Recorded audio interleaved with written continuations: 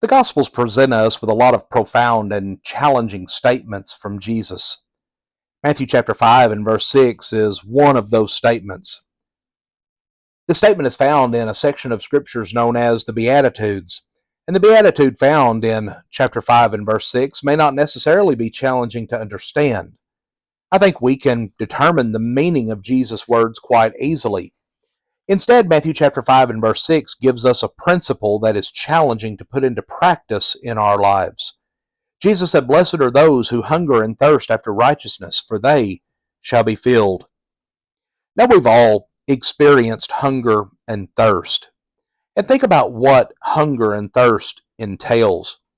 They are senses that we experience when we are in need. They are markers that let us know that something is missing in our lives. They're markers that create a strong craving and insatiable urge that will not go away until those needs are met. Well, that's the case for our physical bodies, literal physical hunger and thirst. Well, the concept is the same in Matthew chapter 5 and verse 6. The picture of Jesus' words is that we have a spiritual marker for how badly we need righteousness in our lives. That we have something in us that makes us crave righteousness. We can't go for a single minute without thinking about righteousness. We desire righteousness, and it guides our actions completely. Jesus' picture here is that his people know they have spiritual needs, and they make it their mission to do something about it. To understand this saying, we must also understand what righteousness is. Righteousness is one of those words that we see across the scriptures, but maybe we don't often think about what it means. Righteousness comes from God. It is a characteristic of God. Psalm 89 and verse 14 and also Psalm 97 and verse 2 tell us that righteousness is the foundation of God's throne. In other words, righteousness emanates from God. God defines and exemplifies righteousness. Righteousness is his character and the way in which he reigns. So for us, seeking righteousness would be to seek God and his truth totally. Righteousness is forsaking ourselves and following him. To put these two truths together, this beatitude instructs us to wholly devote ourselves to seeking God's righteousness, seeking to grow in God's perfect love, and letting it consume our hearts and our minds. The idea is not that we can save ourselves by works.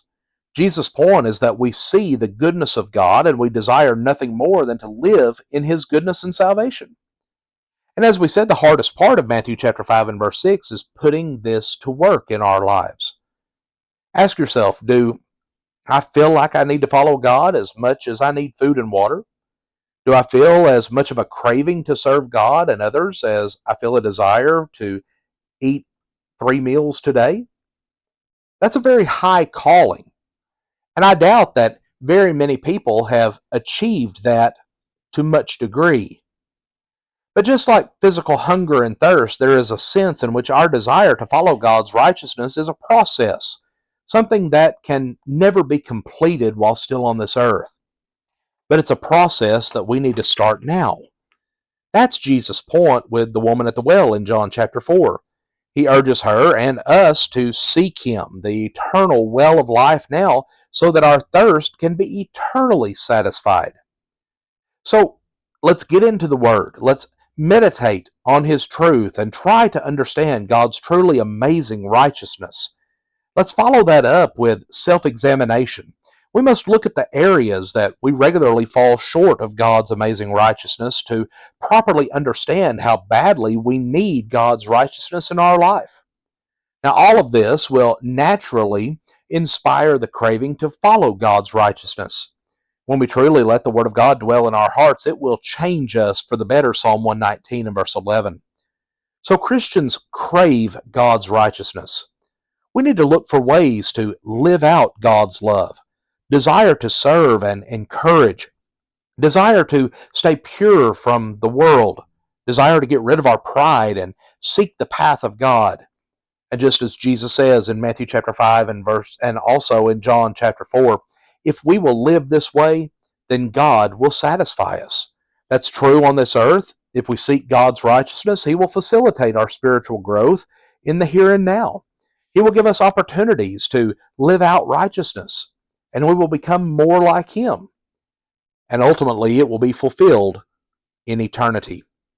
If we seek righteousness in this life, God will bring us into His righteousness eternally. We will be completely satisfied in His glory and righteousness, and our spiritual hunger will be filled.